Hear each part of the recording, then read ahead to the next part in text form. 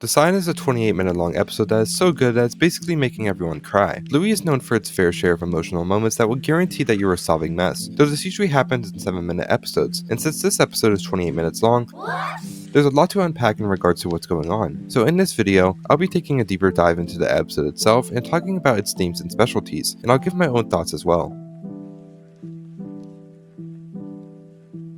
Before the episode aired, it was pretty clear that it was going to feature the wedding of Frisky and Radley, which I think a lot of people were excited for. For one, we get to see Radley again ever since his last adult appearance in the episode Double Babysitter, which is exciting for me because I honestly love Radley. I think his character is just the definition of a cool uncle. And while this wedding is full of happiness for everyone, and before the episode release it seemed like a happy moment, what we didn't know was that Frisky shut down the wedding last minute because of Radley. He's making all these plans without me! Since he was going to move her out to the complete opposite side of Australia because of his job, which she wasn't on board for. What's this about me moving out west with you? But what makes it a whole lot worse is that he never actually told Frisky himself. He only told Stripe. Why would he tell you that? For some unknown reason. Frisky probably calls this off because she's feeling like she's being lied to and possibly even betrayed by her own future husband. And because of these feelings, she's regretting getting married so soon, which is why she runs off to the lookout to think. And while she's sitting there probably reminiscing on the past with Radley, deep in thought and probably quite sad about what's going on at the moment, Radley appears and they talk. We don't know what they said, but we can only imagine, and considering that they aren't fighting when they see each other again, I can only assume that Frisky realizes that she still truly does love him, as they look at each other in the eye and Radley still knows his girlfriend. I know you like it here. As he went out to the lookout by himself with no hints from Chilli, but thankfully they reconcile as they hug it out and their marriage still goes on happily and they're officially husband and wife. And they also no longer move out west and they stay in Brisbane. We're staying here! Though Radley will probably have to find a brand new job. What about your job?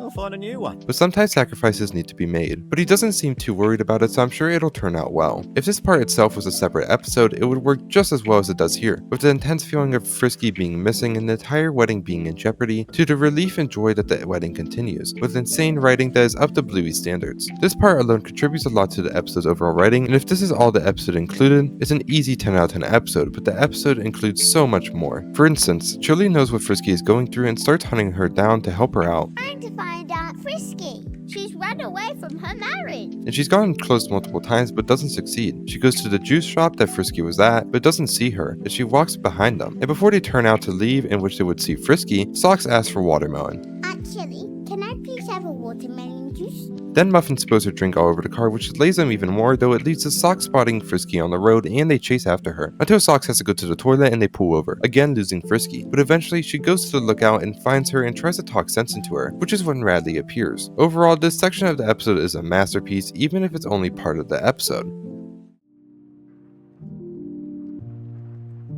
Coming into the episode, we knew Bluey's house was on the market, as shown in Ghost Basket, and while it was pretty easy to figure out that they weren't going to move thanks to the episode Daddy Drop-Off, nothing could prepare me or really anyone with the way the episode ends in such a beautiful way, with the house being kept and everyone being happy, and Bandit and Chilli looking at each other with the sunset. It's all beautiful and really emotional, and probably made me cry longer than any other emotional Bluey episode combined. And with this specific area of the episode, returns the theme of the last episode Ghost Basket, which is coping with changes in life.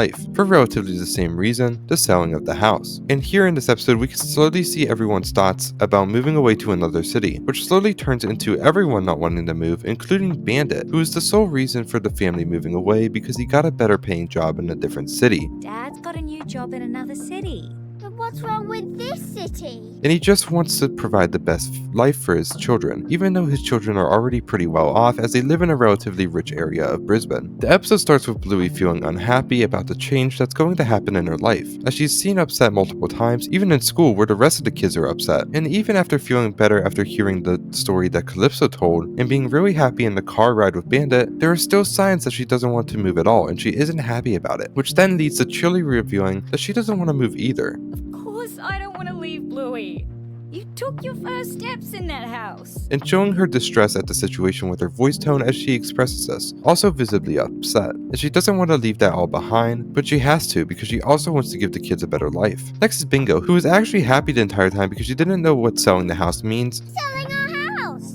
Oh, that's nice. even though in Ghost Basket she's playing a game to help her cope with the selling of the house. This would seem like it contradicts her thoughts in the sign, but when you take a closer look, you can see that Bingo is being more playful about the game, while Bluey is being more emotional, showing that Bingo still doesn't really know what's happening. But anyway, she's happy and doesn't realize how big of a change this would be to her life, as she wouldn't have any of her friends anymore, including Leela. She only realizes once Chilli explains it to her, and she freaks out and runs out of the house crying, and is now also unhappy with moving away, and is also sad, as she is seen visibly crying and trying to remove the sign. Now all that's left is Bandit, who does realize he's possibly making a mistake, but he only changes his mind when the sheepdogs no longer want the house. And while he's not sad, he has anger and adrenaline build up inside of him, enough to give him enough strength to remove the sign and throw it into the street, keeping the house, which is really where you would start crying as well because of how emotionally fueled this part of the episode is. You can see Bandit visibly distressed and angry and emotionally fueled as he's pulling the sign out, and you can see how happy the rest of the family is, which also throws more emotional content into your already tear-soaked face. But nonetheless, this area of the episode is by far the most emotional, and gives possibly the most emotionally driven scene that I've ever seen in a cartoon in my entire life. It just boosts this episode's rating even more considering how well it's all put together, as usual. And the portrayal of emotions shown in these characters are unbelievably well done and really portrays the emotions that children and adults feel when moving away in the most accurate and emotional way possible, causing my eyes to water non-stop until the episode ends. It truly is one of a kind and stands out to anything we've ever seen in the episode, and I truly believe this is the best episode of Bluey that has ever been created and constructed.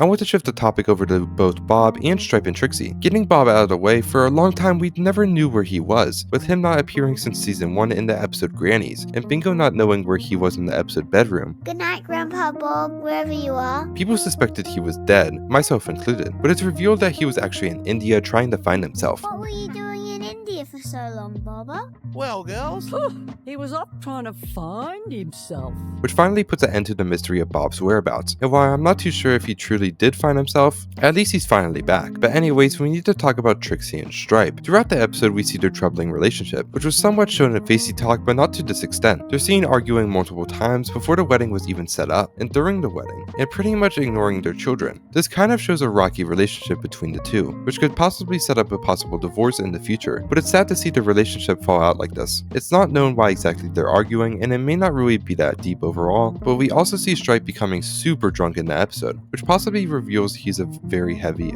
alcoholic. And Trixie might not like this aspect of him, and that's why they're arguing during the wedding, because he's drinking too much and she doesn't like that. And this aspect of him being heavily drunk is further fueled with him crawling out of Wendy's bushes the next day, with his bow tie still on. Overall, this could show their relationship falling apart, and it's possible that a divorce could be on the way. But for now, that's just a theory. It is just something to note.